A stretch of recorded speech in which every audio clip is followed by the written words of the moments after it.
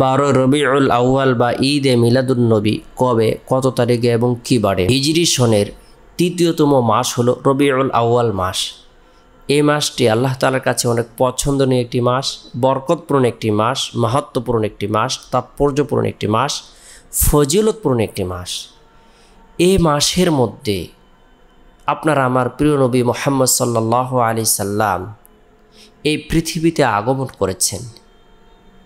বিশেষ করে ঐতিহাসিকদের বিশুদ্ধ বর্ণনার মধ্যে মুহাক্কিক উলামা একরামগণ বলেছেন রবিউল আউয়াল মাসের 12 তারিখে সোমবার দিন সুবহ সাদেকের সময় সাইয়্যিদুল মুরসালিন, ইমামুল মুরসালিন, খাতামুন নবীন, রাহমাতুল লিল আলামিন, আমাদের হৃদয়ের স্পন্দন কলিজার টুকরা জনাবে মুহাম্মদুর রাসূলুল্লাহ সাল্লাল্লাহু আলাইহি সাল্লাম এই পৃথিবীতে আগমন করেছেন।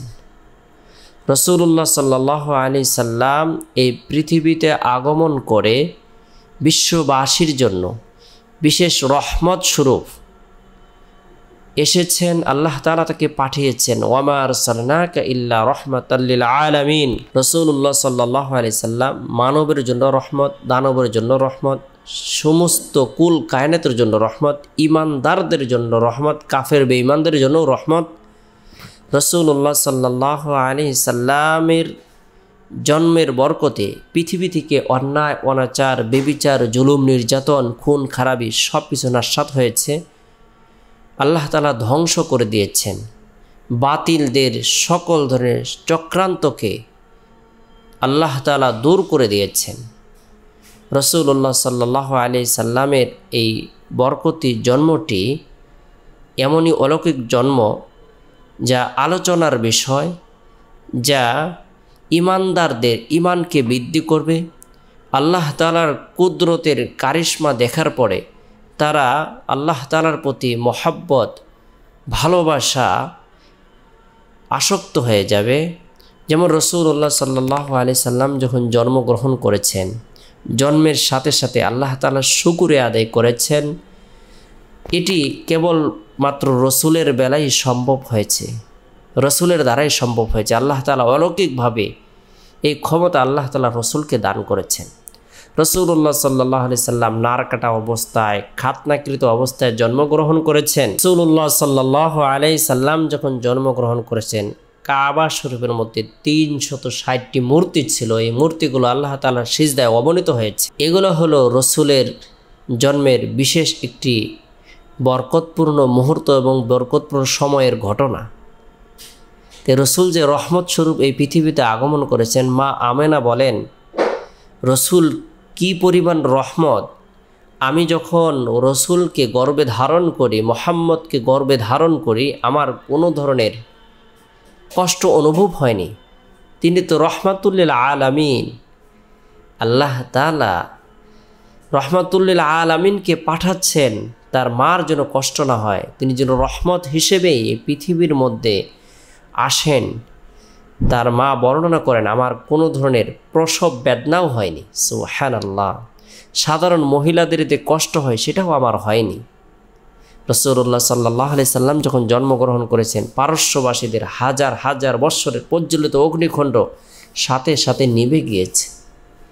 পারস্যবাসীদের বিশাল বড় প্রাসাদ ছিল, সেখান থেকে 14টি ইট খসে পড়েছে। রসুলের এই জন্ম বৃত্তান্ত আলোচনা করাকে মিলাদ বলা হয়। এই ঈদে মিলাদুন্নবী কবে, রসুলের জন্মটি কবে, এই ব্যাপারে বিভিন্ন মতনৈক্য রয়েছে। তবে মুহাক্কিক উলামা একরামগণ বলেছেন রবিউল আউয়াল মাসের 12 তারিখে সোমবারের দিন সুবহ সাদেকের সময় আপনার আমার কলিজার টুকরা জনাবে মুহাম্মদুর রাসূলুল্লাহ সাল্লাল্লাহু আলাইহি সাল্লাম এই পৃথিবীতে আগমন করেছেন। তবে সবচেয়ে দুঃখজনক কষ্টের বিষয় হলো রসুল রবিউল আউয়াল মাসের 12 তারিখে সোমবারের দিন ইন্তিকাল করেছেন। বিশ্ববাসীকে সুখ সাগরে ভেসে প্রভুর সান্নিধ্যে চলে গিয়েছেন। সুবহানাল্লাহ।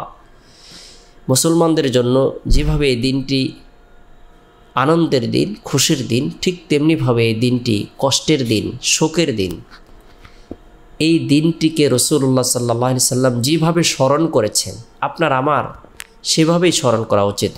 রাসূলুল্লাহ সাল্লাল্লাহু আলাইহি সাল্লাম তার জীবদ্দশায় প্রত্যেক সোমবারে নফল রোজা রাখতেন।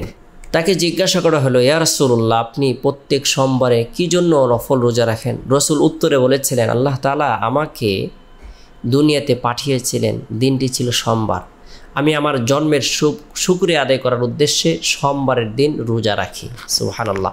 আমরা চাইলে রসুলের জন্মের দিন 12 রবিউল আউয়ালের দিন নফল রোজা রাখতে পারি। এছাড়াও অন্য অন্য দোয়া, দুরূদ, ওজিফা আমল করতে পারি। বিশেষ করে রসুল যা করেননি, সাহাবা একরাম যা করেননি, তাবেঈন যা করেননি, তবে তাবেঈন যা করেননি, কোরআন সুন্নাহ বর্ণিত নাই এমন কোনো বিষয় নেক কাজ মনে করে আমরা কেউ করব না। কেউ করতে চাইলে তাকে বোঝানোর জন্য, দাওয়াত দেওয়ার জন্য চেষ্টা করব। 2024 সালে 12 রবিউল আউয়াল বা ঈদে মিলাদুন্নবী কবে, কত তারিখে এবং কী বারে? সেপ্টেম্বর মাসের 16 তারিখ, রোজ সোমবার, 12 রবিউল আউয়াল এই দিনে অনুষ্ঠিত হবে। তাই আমরা গুরুত্ব সহকারে রসুলের মিলাদ নিয়ে আলোচনা করব, পড়ালেখা করব, সন্তানদেরকে রসুলের সিরাতকে অনুকরণ করার জন্য বলবো। কেননা একজন মানুষের জীবন ইতিহাসের মধ্যে তার জন্মবৃত্তান্ত এসে যায়, কিন্তু জন্মের মধ্যে তার সারাটি জীবনের ইতিহাস আসে না। তাই রাসূলুল্লাহ সাল্লাল্লাহু আলাইহি সাল্লামের শুধু জন্মে আনন্দিত হয়ে জন্মের বিষয়গুলো আলোচনা করে আমরা রসুলের সুন্নাহকে অনুসরণ করতে পারবো না। রাসূলুল্লাহ সাল্লাল্লাহু আলাইহি সাল্লাম তার জীবদ্দশায় যে আমলগুলো করে রাসূলুল্লাহ সাল্লাল্লাহু আলাইহি সাল্লাম তার জীবদ্দশায় তার দরদে উম্মতদেরকে যেগুলো সুন্নাহকে অনুসরণ করতে বলেছেন, যে কাজগুলো করতে বলেছেন, যা থেকে বিরত থাকতে বলেছেন, সেগুলো অনুকরণ করা আমরা ইমানদার হিসেবে, মুসলিম হিসেবে, রসুলের উম্মত হিসেবে আবশ্যক একটি কাজ। তাই সেই কাজগুলো আমরা করব।